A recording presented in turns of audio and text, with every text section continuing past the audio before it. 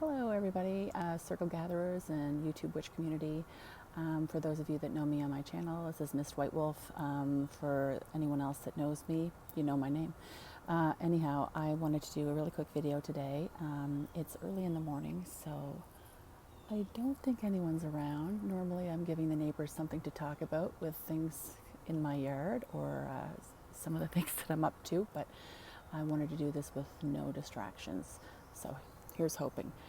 So I've created an ancestor garden this year, which I'm going to work specifically with for healing.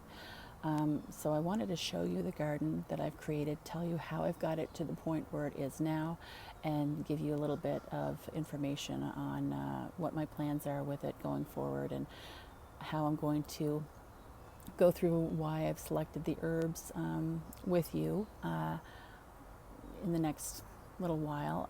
I hope to release some videos to talk about each of the herbs that I have in this garden and perhaps some of the herbs that I have even behind me in another garden, and bring in some items that can infuse your garden with positive energy.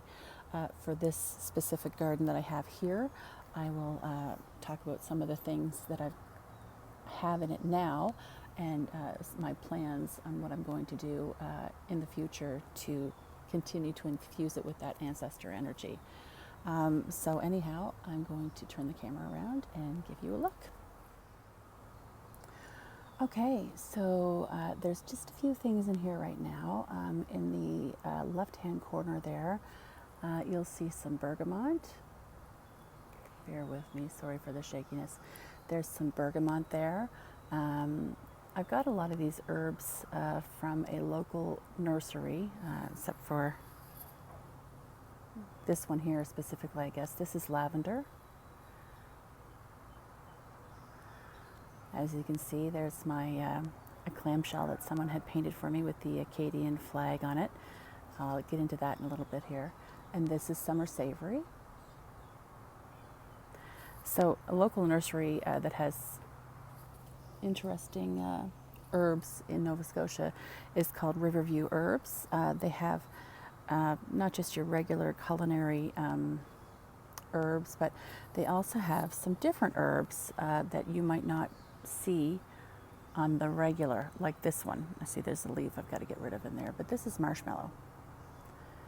This is an herb that you don't see in every nursery. So this is the one that I'm going to introduce to you today, so I'll just get into that in a little bit. And in another corner over here, I've got some tulsi, but I'm not going to show you that too much because it looks like something was into that last night, so I'm going to give that a little bit of TLC, and hopefully soon I will tell you why I'm working with that one. Anyway, so the garden itself, as you can see, I've got that clamshell that has the my Ancestor's Acadian flag on it. But I'll be painting some rocks and other things and putting them in here that will represent my family. For example, the crests on either side of my family. I'm going to give it a whirl and see if I can paint the family crests on a couple of flat stones and put them in here. And also I'll be bringing my ancestor offerings out here this summer, getting them out of my living room on my ancestor altar. I'll just do the stuff in there that I'm not worried about, like maybe if I want to light a candle or, you know, an alcohol offering or a drink, something that's not sugary. I want to keep that stuff outside if I can for now. Just give myself a little break from worrying about what's potentially going bad. Anyway, so I'm also going to be creating a sigil that I will put here that will represent my ancestors as a whole. So look for that in the near future. And also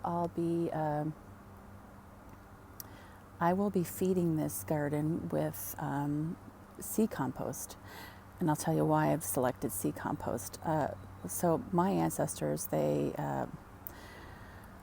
I live in Nova Scotia, but I didn't always live here. I'm from PEI, so my ancestors would have come to Nova Scotia or other parts, I know that some of my French ancestors did come to Nova Scotia, and they lived in Acadia for a number of years, and then they moved to, some of them didn't live in New Glasgow, they lived all over, and I've got some family that live in the Magdalen Islands, still very distant family, but my grandmother was from there. My father's side of the family, there are some of my ancestors were from Wales, from different parts, obviously, of England, from Scotland and Ireland. So really, they've all kind of worked with the sea. A lot of them would have lived by the ocean. And when they moved to Prince Edward Island, they lived off of the earth and they lived off of the sea. So what my plan is to bring in some sea compost and feed it to this garden, as well as, the regular fertilizer that I'll be giving to it. Could be some sheep manure or something like that, but I'm definitely going to be bringing in some, I already have actually put some sea compost in here, but I'll go to the ocean, I'll visit the ocean, and I'll bring back little bits of seaweed and perhaps even some crab shells, and I'll get into the crab shells in a little while, and I'll be putting little bits of that in here also as an offering and as a fertilizer. So this morning, it's the 20th here, so summer solstice weekend. I did dedicate this garden to my ancestors, so I am a practicing witch, so I do have a little bit of a ceremony when I do these kinds of things, or at least a bit of a dedication that it's written down, and I do speak it out loud, and then whenever I come out here, of course, I'll be thinking about all of the reasons why I have this ancestor garden, not just for healing, but magically. So when I work in this garden, I'll have all of those things in mind. Anyhow, but just a little disclaimer here. When you decide that you're going to start to, or if you decide you're going to start to work with herbs on the regular, if you are taking medication for any reason at all,